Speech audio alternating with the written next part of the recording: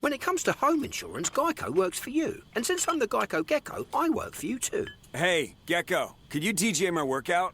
I got you, Derek. I know you like them sweet beats on leg day. Great home gym, by the way. That's fire, Gecko. I call this remix, bundle your home and car insurance so you can save and get coverage that grows with you. Oh yeah, rolls right off the tongue. And you know what else I like? Air horn! Oh yeah! Let Geico work for you. Get more with Geico.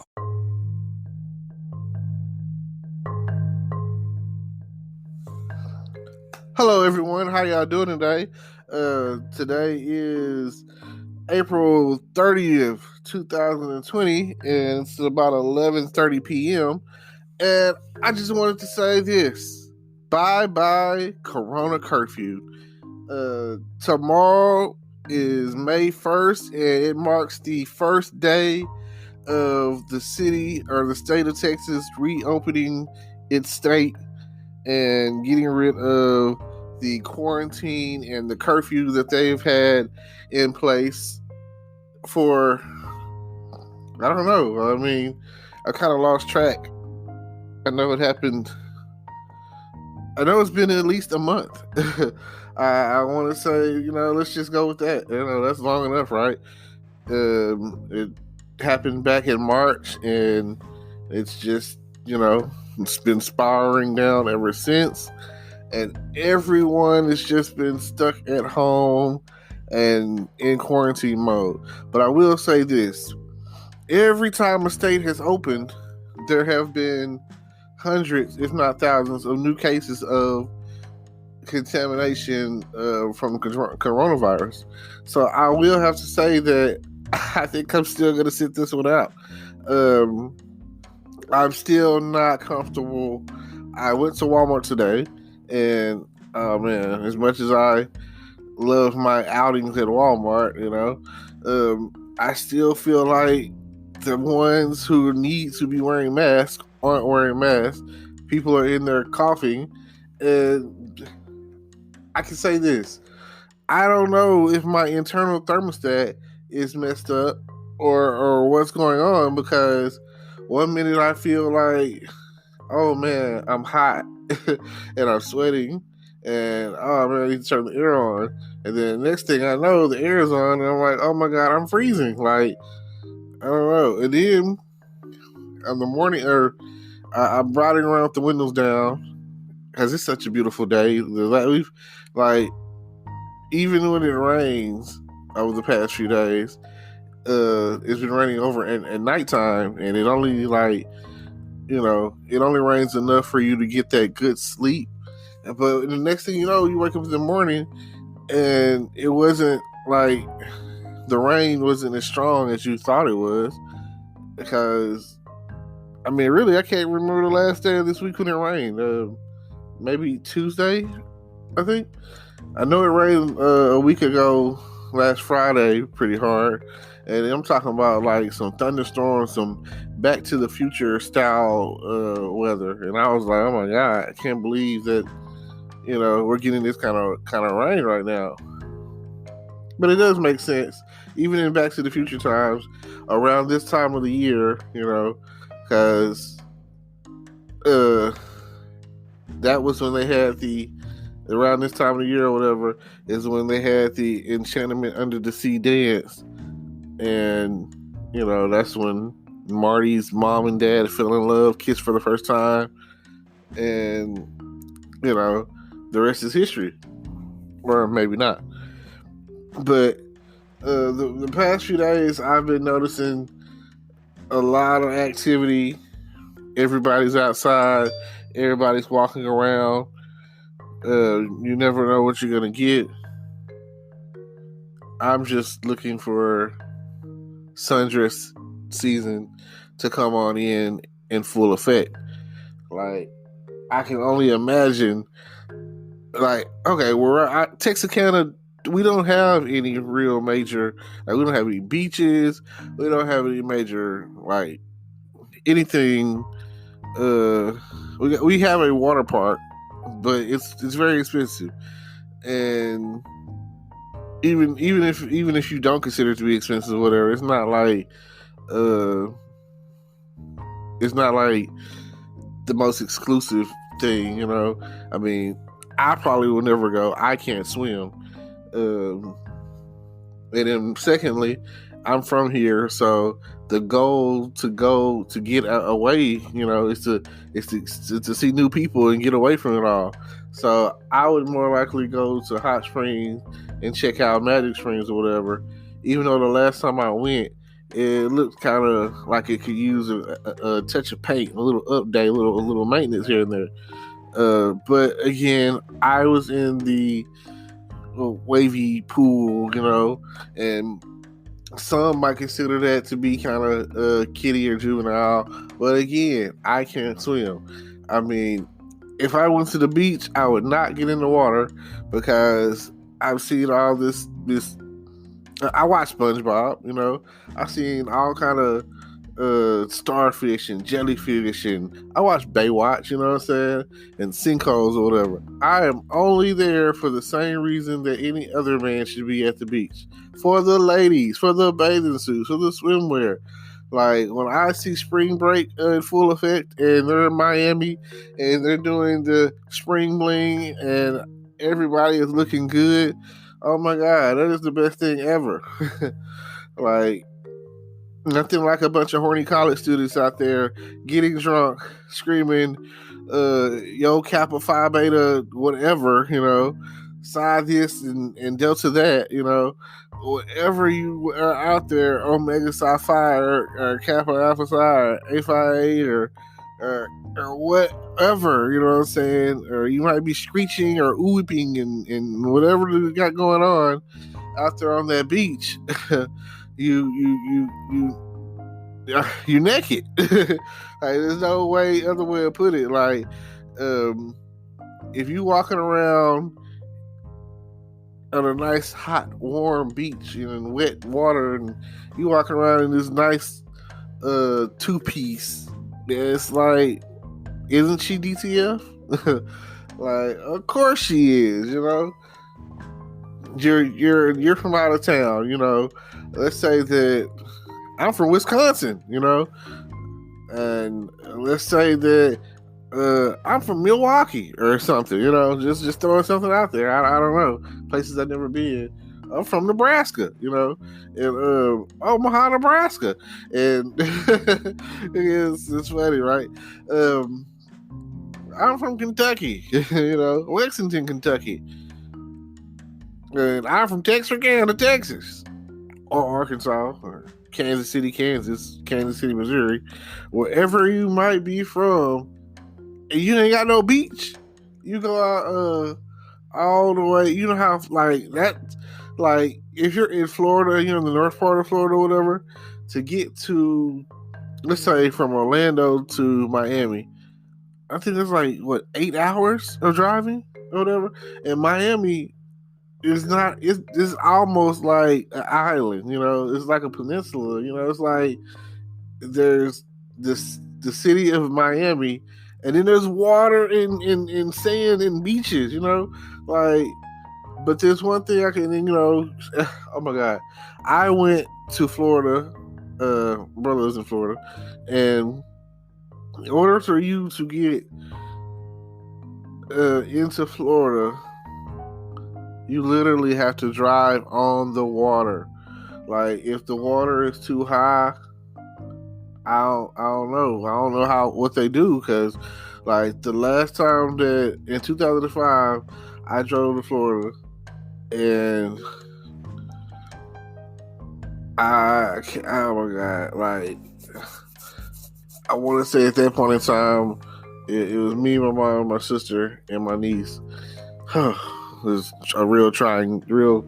It's from where I live, Texarkana, all the way to Palm Bay, Florida. That's 15 hours of driving, you know. And back then, we didn't have the technology of GPSing or whatever.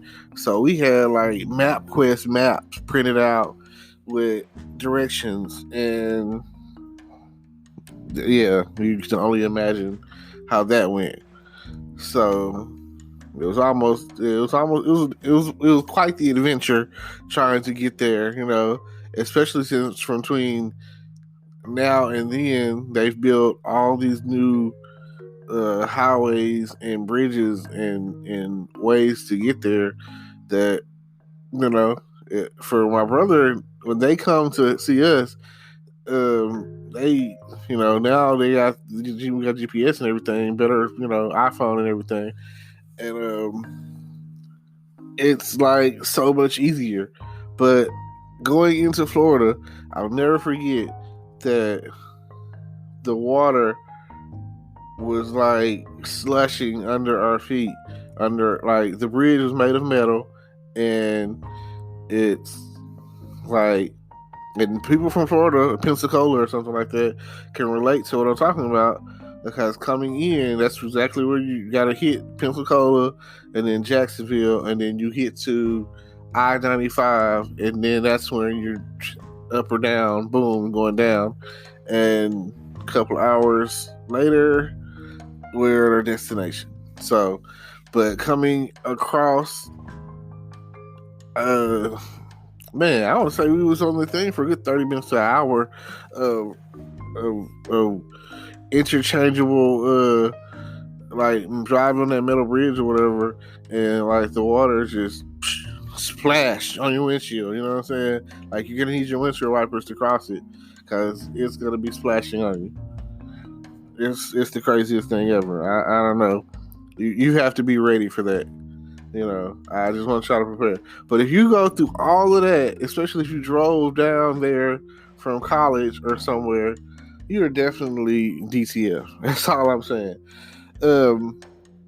But yeah, I don't know how your city is being, or when it's shut down, or what's been going on with your city. But here in Texarkana, we had a 10 o'clock curfew, and people were saying that, if you get pulled over and you're not doing something that's like going to work or something like that, essential, then you're gonna get like $1,000 fine or go to jail or something. They made it to where at least they scared you enough so where you were like, oh man, I'm not getting out.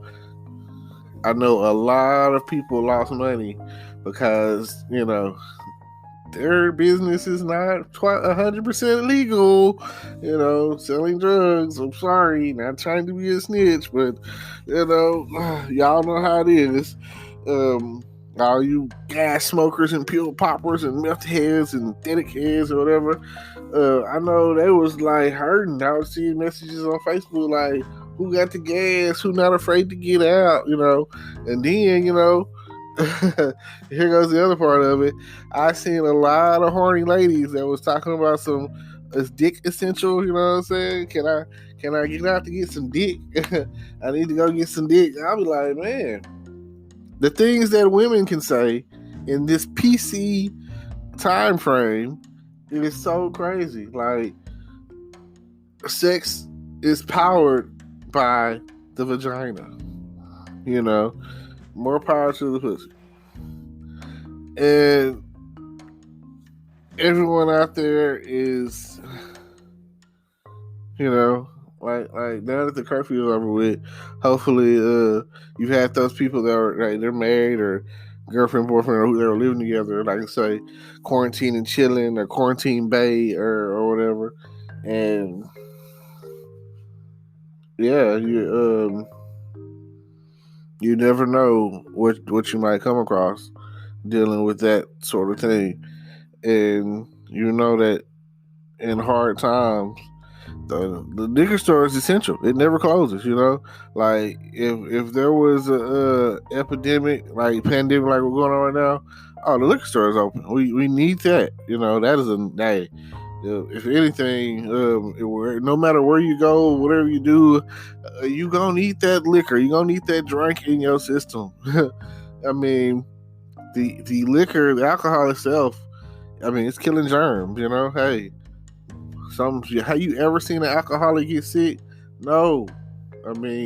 Despite the fact that alcoholism is the sickness, So as long as they don't fall off the wagon and they go into the AA meetings or whatever. I guess they're all right, that's not something that I'll ever understand. Addiction, especially alcoholism, has I'll see people on television shows and movies, and I got family members that are drunks, and alcoholics and whatever you want to call it, and ain't nobody ever tried to promote or push to them to stop drinking or stop acting the way they act at family functions or whatever. No, we just laugh at them and keep it pushing. Ha ha.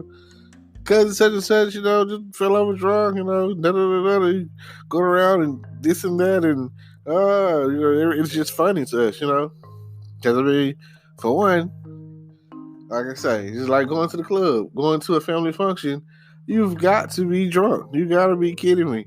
Like, of course, there's food, but after the food is done, you still have to deal with noise talking and people prying about your personal life and, all these things or whatever.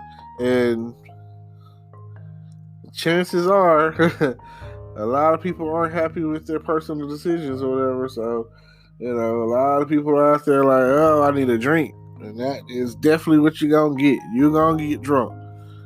I mean, no matter if you were a liquor drinker or a beer drinker or what, But I see a lot of movies and TV shows where people who are alcoholics and go to AA meetings or whatever have this addiction, alcoholism and whatnot, will buy a drink to stare at it. Sit there and stare at it and try to decide if they want to drink it or not. Oh my God. And a lot of times I see people go, it's almost like they're trading one addiction for another, because they'll go and then I see them, they're eating donuts and drinking coffee, or maybe they're smoking cigarettes or whatever.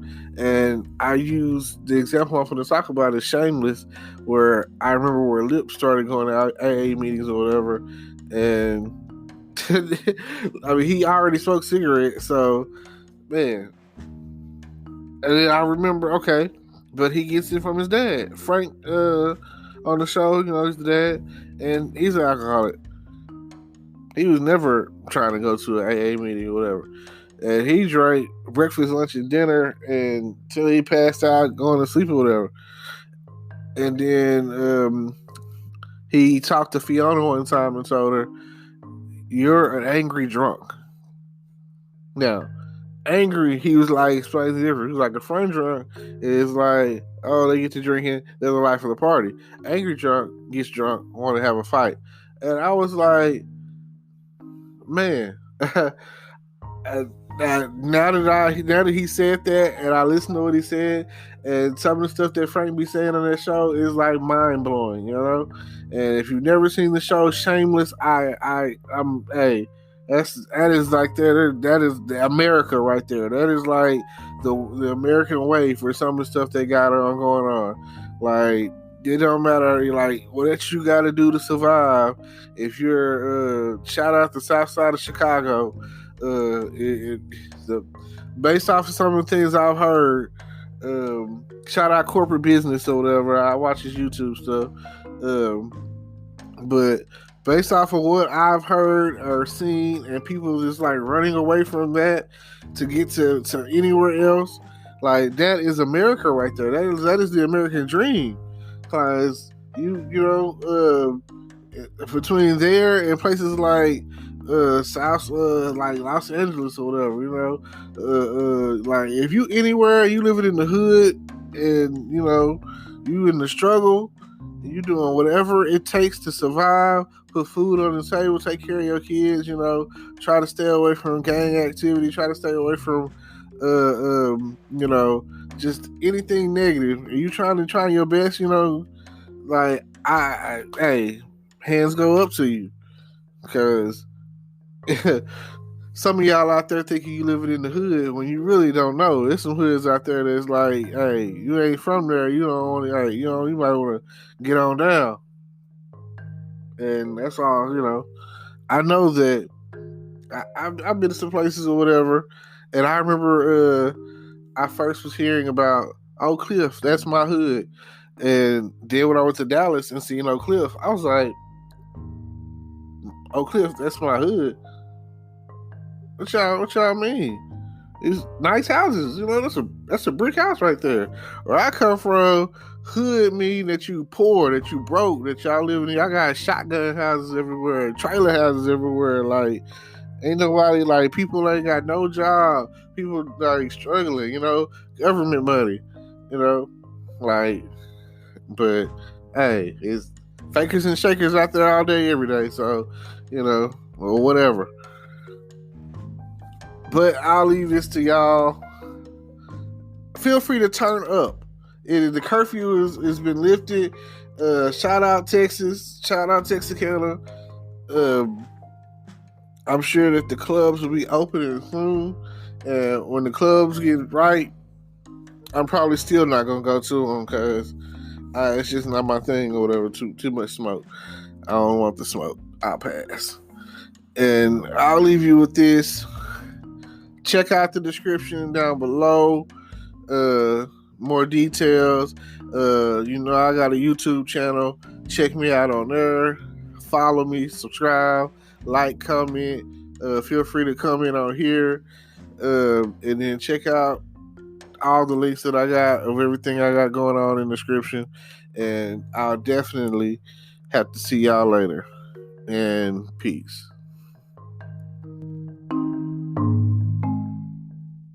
Today is your lucky day. Today is the day that our $3 website works for you, paying you directly to your PayPal daily. Imagine $3 ongoing continuous payments to your PayPal account. Imagine falling asleep and waking up to $300 in your PayPal account. How would this make you feel? How could this help you? What bills could you pay? What kind of fun could you have? What does that retirement look like now? All for a one-time payment of $3. This website is DFY done for you, fully built and completely hosted, and never stops collecting payments for you. You have spent $3 on coffee on a regular, but that coffee won't help you create multiple streams of income. Click the link below.